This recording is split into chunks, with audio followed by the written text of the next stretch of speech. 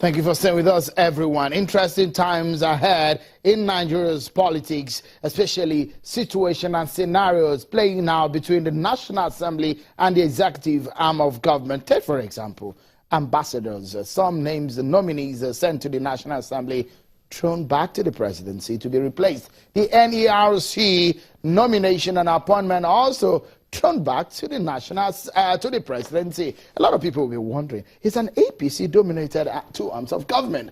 There is APC as a ruling party in the executive. In the National Assembly, the majority party is the APC. And one will be wondering, the latest being the fact that the National Assembly has said the executive should reconsider or even stop the action of wanting to shut down the Abuja airport over the plan to repair it, the runway of the airport, in 6 weeks, meaning that anybody who wants to fly into the nation's capital will have to go through the northwestern state of Kaduna, about 2 hours road travel before you can enter into town by air.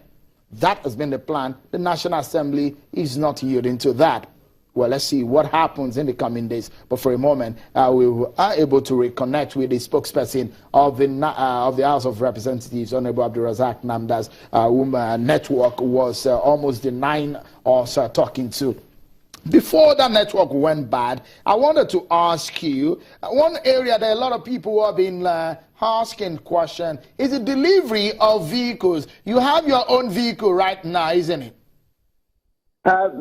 Right now, I have not gotten any vehicle. But some of your colleagues do. I have not gotten any official vehicle show. We understand that some of your colleagues have been have their own vehicles. Yes, I think they have started supplying some of the vehicles, but you know it is coming in batches. And Shewon, just like it is coming in batches, we are also paying the money installmentally. The perception is that people assume we are paying the money at once.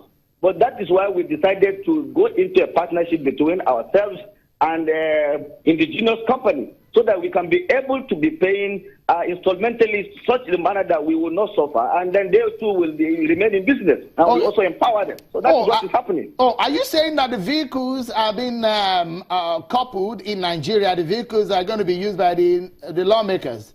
Are they going to be? It is manufactured by PAN Nigeria. Oh, so PAN. It is. We have patronized a local company. We also want to. They will remain in the market, and the vehicles are not coming at a time. We pay installmentally. That is the situation. How many? We know that. How many installments will you, for example, as a lawmaker, be paying before you fully pay up on the vehicle?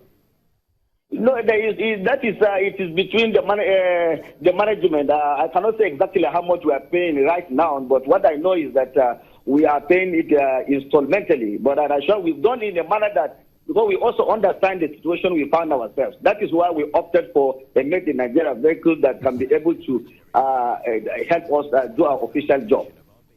Again, a lot of people will be wondering, Nigeria is in recession. Why would the lawmakers now be going on the vehicle buying spree? Some people have said, you guys are not sensitive. Let me tell you, the three most important duties of lawmakers is one, to make law, two, to do an oversight, the third is to do representation. And oversighting is not a small job. You have to ensure that we go around. And therefore, we need these vehicles to do our official function. And Sharon, it is not only the legislators that are buying vehicles. If you go to the state or the local government or at the federal ministries, people are buying vehicles. I think for us to just require a vehicle to make our official function, so I think it is not truly out of place. Okay. More so that we have decided. Honorable Namdas, let's leave the vehicle matter for another day. I would love to see you join us in the studio so we'll talk about some of these issues. But before I allow you go, talk to us about this issue, about the relationship of the National Assembly and the executive. Things are not looking good.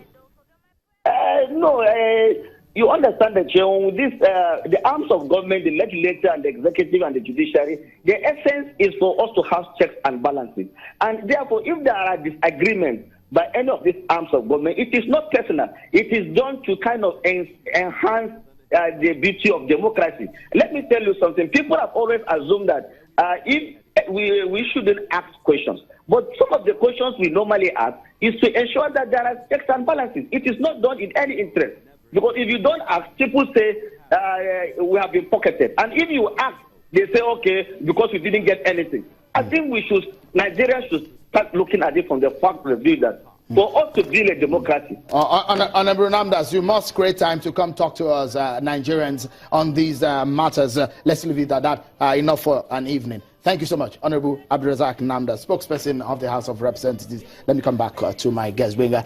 With what we see now and some of the things that the spokesperson had said, do you see any infighting still going on within the APC, especially the caucus of the APC and the National Assembly, or the caucuses of the APC in the National Assembly and the executive? Does it still look like there is some form of disharmony? Well, we must not forget how the ones presiding over the chambers, whether the upper and the lower chamber, how they came to be. They were not the party. I'm talking about the APC now. They were not the ones the party endorsed to occupy those principal positions, and that was where the problem started from. And in other Senate clients, more developed democracies, you always have the executive and the legislative arm looking at the caucus of the party with the issues that are supposed to be brought to the National Assembly. The caucus within the party, there will be always consultation. That's why you have lobbyists. Yeah, because yes, that's one of the issues. We have not seen that playing out here. When you see members of your party in the and national throwing out things against you, disagreeing again, it shows. And the presidency has a liaison officer, Senator Etahina. Yeah, to the upper chamber. Yeah, who has also been part of the Senate before. Who we believe has the experience. That man seems to be one man that has had a tougher job this time around. It shows he lacks the capacity to really play the role of lobbyist, like it's called. What can he do anyways in a situation where there is a difficulty of understanding and there is a high-level politicking between the two arms of government? The problem started when the president said, I'm for nobody, I'm for everybody. And I can work with anybody in the National Assembly. That was where the problem starts from. Nobody, no leader in the executive anywhere in the world says that about the legislative arm of government. Because it was too daring, isn't it? What did you say? Was it too daring, that statement? No. It was too casual. No politician talks like that. Because if you don't have a good, for example, look at the dispensation of Goodluck Jonathan and look at the former Senate President, what was his name? David Mark. See how he ensured everything that came from the executive always worked out seamlessly. Like they're in the same party and they're the same book. Yes, they were on the same book. And when anything comes against the interest of the executive to deliver governance to Nigeria, he has a way of rallying around and ensuring those things go down and carry everybody along. But we've not seen that happen yet. Before I allow you to go, do we see a more frosty, difficult relationship in the recent, in the nearest future? In the nearest future, I think it's still there. But what we are saying now, there tend to be some form of alignment of forces where you have Ahmed Lawan, the one that was told before to occupy the position of Bukola Saraki that the party endorsed, is now a principal officer in the House. But permit me to say, Bukola Saraki and his people have control of the National Assembly as it is. And the presidency still has a lot to do. That's perhaps one thing we will chew in the coming days. Bengo Nitila, policy analyst, many thanks for talking to us. Abdulrazak Namdas, spokesperson of the House of Reps, many thanks also for talking to us. Many thanks also for being such a great company. We are back fully on this matter and we will give you as they develop. Many thanks. I'm Sean Wakimale. Bye for now.